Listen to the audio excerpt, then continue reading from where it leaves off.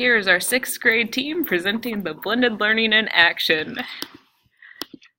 So I did ideas for science class, and for blended learning, I thought that that would be implemented in my class by maybe using some content videos for homework, using Edpuzzle to check for understanding, and then hopefully thinking about those without tech access that they could do. If there was classroom access to computers, they could come in and watch the videos, while those who had watched them could get extra help, or we could do an activity in class that related to the material they watched.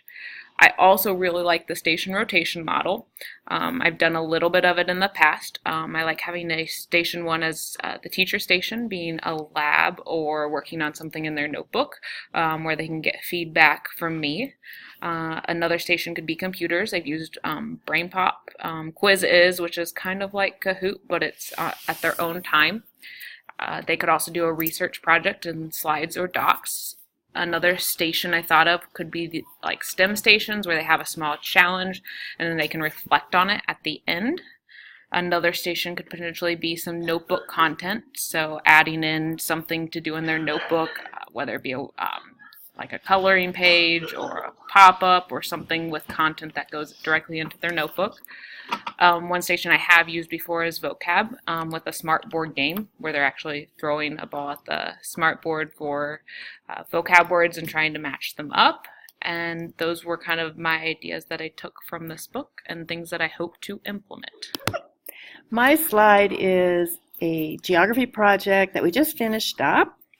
And what was new about it for me, anyway, was adding the collaboration part, which, because now that I've discovered Google Slides, is so easy to implement. And my team teacher, Sarah Lucas, had taught them how to do Google Slides previously, so that made it really easy for me. But anyway, they are great because the kids can collaborate, they can work on it at home, much user-friendly than doing PowerPoints, which I've always done in the past. And then I added a little self-reflection piece, which I've done in the past too, but we took it a little more serious this time. So they, kind of thought about how they did either on their own, or they could collaborate and work with another student. And then also when they presented to the class, their peers gave them a little feedback too. They had a little kind of like an exit sheet or something like that, something they learned from the slideshow, and also something they thought they did well on the slideshow. So all in all, it was a pretty good little activity, and I did include one of the Google Slides in the next slide that you're seeing. So I included the self-reflection rubric and the Google slide. One thing that I got out of it is that the kids love to collaborate, most of them, but they need some practice because they kind of worked on their own rather than together. So I think they would have a better end product if they were working together. But the more they do it, I'm sure the better they'll get. So I'm glad to give it a try. So this year I wanted to try some new things. I wanted to add on from what I was doing last year on Canvas. I mostly focused last year on tests and things that I could add to Canvas, and this year I wanted to add more of the writing pieces to that. So I made sure I always give them lots of prompts they can choose from. So that's part of personalized learning. They always have choices there.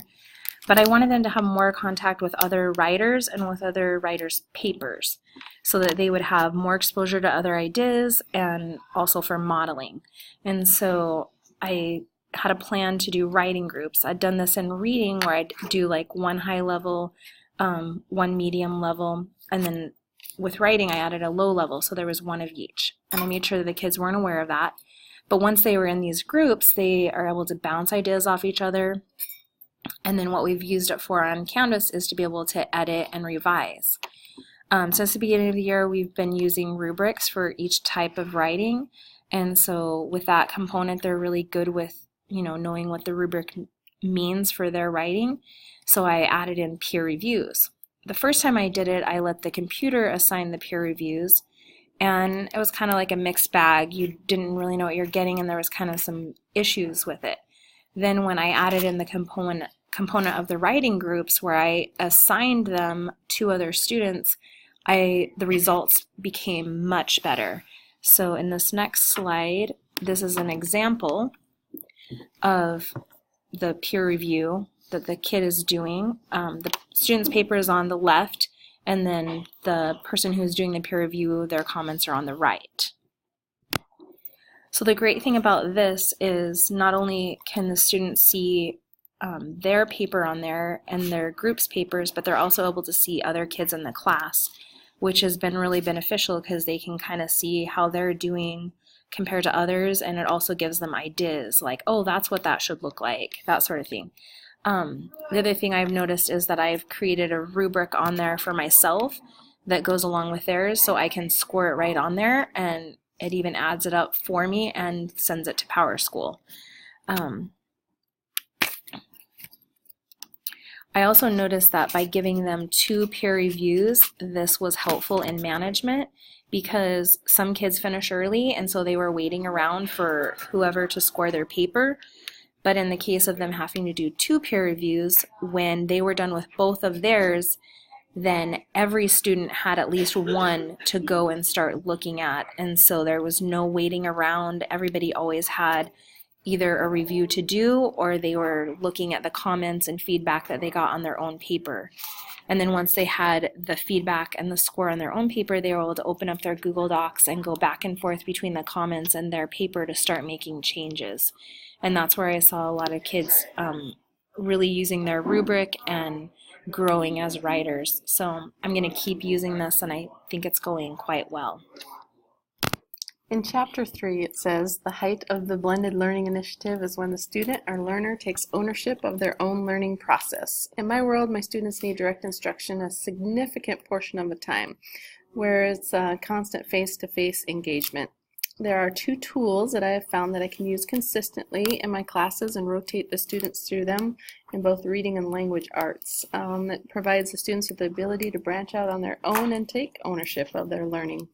The first one is the Read 180 software. The students advance at their own pace, and they record their reading fluency, spelling, and do some writing assessments that I can access later. So I don't have to be right there with them at all times, and I can be working with other students. I also can individualize their learning and make sure that they're advancing correctly. In math, I use the MobyMax, where they test and the program places them at their own level. The students can advance at their own pace there and also improve their math facts. I can rotate the students through this on a daily basis as well. Additionally, the students can access both of these student programs at home if they want to continue to take further ownership of their own learning. And just listening to our other teachers here, my next step is to use Google Slides in the language arts. I think that sounds fascinating. In the 4th quarter, most years, my students get to choose a novel from a list. Once they have chosen the book, they sit down with others that have chosen the same book and come up with a plan and pace to complete the book talk style. They are still bound by the group's pace, and so when we do that, we talk about different standards they need to cover, and they come up with a calendar and an appropriate time to finish the book. One thing that they don't get the option of is that independent pace. So my goal for reading would be this following year, maybe in the future in the 4th quarter, would have 1 book online. I would add 1 book online per quarter, and after my first year I have 4 books online, book units. Then my students would be empowered to greater ownership. Students would be drivers of their learning, and they could find a pace where they can grow. Book units would include blog and respond, vocabulary, Google Slides, teacher conferences, Google Docs, Quizlets, and final online, PowerPoints, email, and calendar. Also, I thought a virtual field trip would be fun, and we could even do online research with these units. Some students would get through 1 book, but there would be other students that could get maybe in through all 4 books. And so I love the individual part about putting a book unit online, and I love the idea of students working at their own pace, and if they need extra guidance, I would be meeting with them weekly like I would do now and help them navigate the system. One thing I'm excited about this year is going to Canvas training. When I'm talking about putting things online, I'm going to utilize Canvas. And also the books that I have used in the past are Hatchet, Summer of the Monkeys, Tuck Everlasting, Devil's Arithmetic, Because of Winn-Dixie, Bridge to Terabithia, and Tuck Everlasting. And so those are some awesome books that kids are excited to read, and you can see that some students will definitely get through more than one of these book units. Hey, this is Lou, and I'm covering for Lisa because Lisa's not got much of a voice here, but she's got some nice slides. So she is sharing that in Chapter 10 from Blended Learning in Action. She read all about whole group rotation model, and that's what she likes to do anyway, so that is perfect. She's going to add a little newness to it, but right now she's weaving online tools into a whole group setting, which allows students to control their pace and path. The only downfall is the last bullet point here. She mentions not having access to online tools consistently, which we all kind of know how that works. I mean, it's a good idea, but we don't always have them at our fingertips. All right. Then here is one of her lessons, one of her math lessons, and so I think you can follow it. It sounds great. She mentions that she uses Moby Max, relies on that quite a bit. After, of course, she's introduced the topic and models with notes, and they practice whole group, which they can either work collaboratively or on their own. It varies. All right, and then their online learning, she really likes Moby Max, uses that a lot, and they're leveled on there, right? Yeah, she's here nodding her head. Yeah, and then there are paper options for students who prefer that, and she is adding an exit ticket when they complete the task online or on paper. So I think that's something she gained from reading Chapter 10 in Blended Learning. Thank you.